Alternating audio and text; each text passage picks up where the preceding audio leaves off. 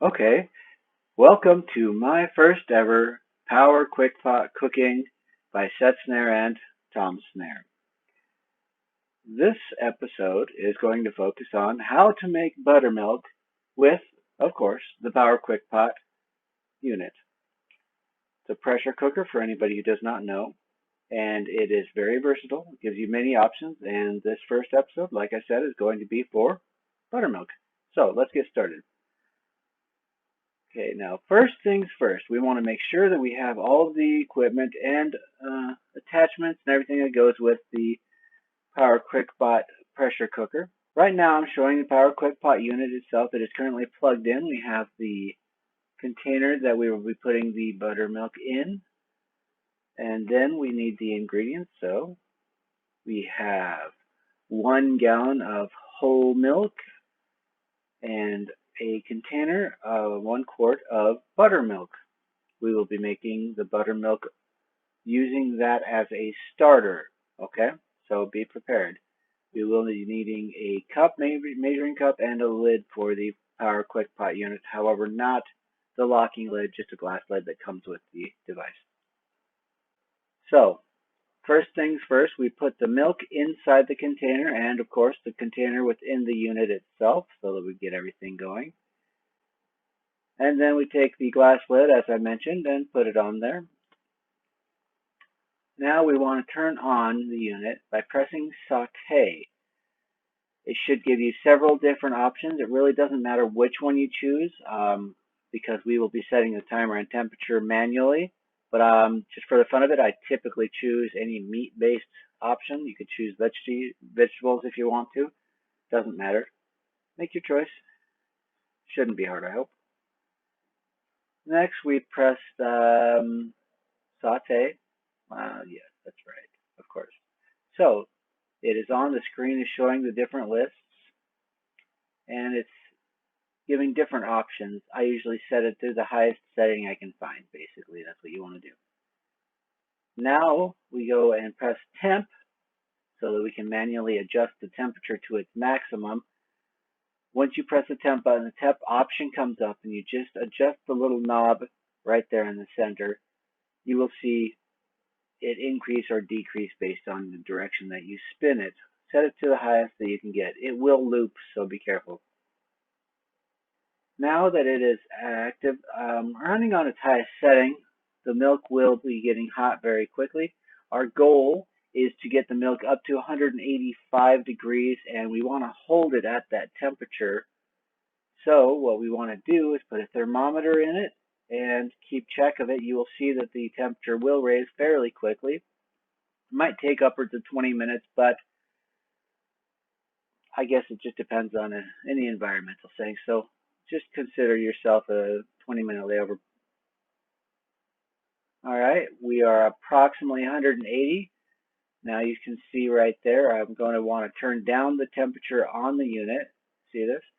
To 185, and I'm going to press the timer button because now that we have it at between 180 and 185 approximately, we want to cook it for up 30 minutes. Yes, we want to cook it for 30 minutes exactly so that we can kill any kind of bacteria or residual pathogens that may impede what we're trying to do here or interfere, because we're going to be working with live cultures from the buttermilk, and we want those things to survive.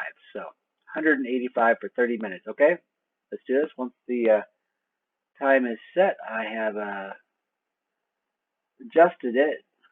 I will have to adjust it from 59 minutes. So you go ahead and turn the center knob probably to counterclockwise motion to reduce the time down to 30 minutes. And when the 30 minutes is up, unplug the machine and get ready for the long haul. But we want to make sure that it's not cooking still, so just be aware. We want to give it a good little stir and get ready because, as you can see, I have the pot holders. It's going to be hot. Don't touch it with your hands. You may scald yourself, burn yourself, or cause undue suffering. I assure you. It's best to use pot holders and be very careful lifting it out. It might be a little bit heavy. What we're going to do is we're going to try to put it in the sink and fill the sink with cool water to help it chill a little bit quicker. Now that we've killed any pathogens, we got to get the milk down to a temperature that the buttermilk culture will survive in. That's approximately between would be the ideal temperature. It's gonna work if it's a few degrees higher than that, but we want to try and keep it at a level temperature. So right now we're just trying to cool it down. FYI on the side shoot, if you feel like you can put this in your fridge and cool it down quicker, but this is just kind of a method that I use. Anyway, as you can see, the buttermilk is going to settle. It's still foamy, still hot. We got some cool water running. I would not suggest that you run the water next to it like this. I found that with the lid off of it, the water tends to splash in there and it can ruin the batch. All it takes is a small amount of anything spraying in it and that can affect the whole thing. So just word to the wise. So put the lid back on and let it cool down on its own. I'm keeping track of the water temperature. As you can see, it's approximately 80 degrees. Sometimes I have to drain the water a little bit and fill it back up with cold water over the course of time to make the milk itself cool down quick, because the water does absorb the heat and does raise in temperature, especially with ambient temperature of the room or anything. If you have a thermostat set lower than 80, you might be okay, but just keep track of it. It's very important. Temperature gauging in this process is absolutely imperative. So now you can see that the temperature gauge is showing that it's approximately 120 in the milk. We don't really want that, so we're going to go ahead and keep it there. We're going to let it sit for a while, keep our eyes on it. It's going down a little bit more over the course of time. It's been approximately 30 minutes, so keep trying and stir it. You definitely want to keep stirring it so that you're not going to cause any settling. And we are approximately 80 degrees temperature. It's possible that we could start making the buttermilk right now. So let's go ahead and fill 1 cup measuring cup with that buttermilk culture, and then take a little bit of the milk with whatever you want to use.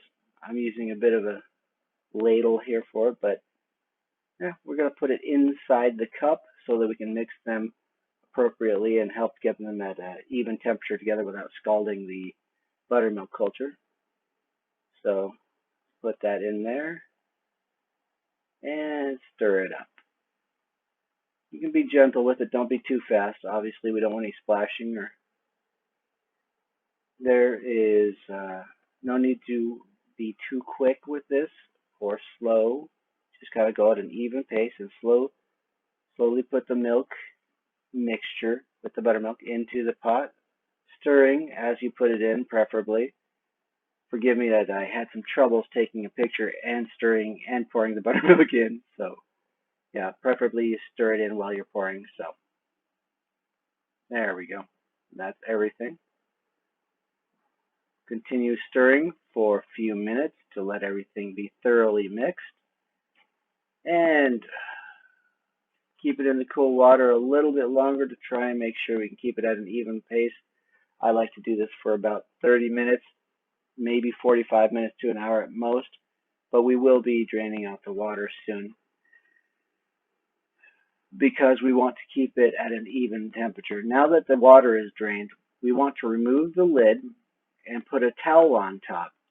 Now the reason for this is the lid causes the environment that the culture is in with the milk to stagnate. But when you put the towel on it, it kind of allows it to breathe. It kind of allows it to aerate.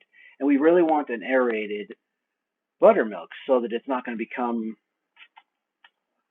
slimy. I guess nobody really likes to drink slimy buttermilk, I suppose. So right now what we're going to do is put the container in the sink because it's usually really relatively cool place with a clean towel or something over the top of it that allows a lot of breathing area. Don't use cardboard. Don't use plastic wrap. Do not use a lid or anything like that. As you can see in the previous picture, there was a couple holes in the lid, but it is not enough. It needs to breathe really rapidly, really fully, if you will. So this is what I suggest. There's one thing to very much consider here. This process may take anywhere between 15 and 24 hours. And it's okay if it has to take a whole day. There's no concern, but you do want to try and make sure that your house ambient temperature is preferably below 80 degrees so that it can come together real nicely. You get a very good buttermilk.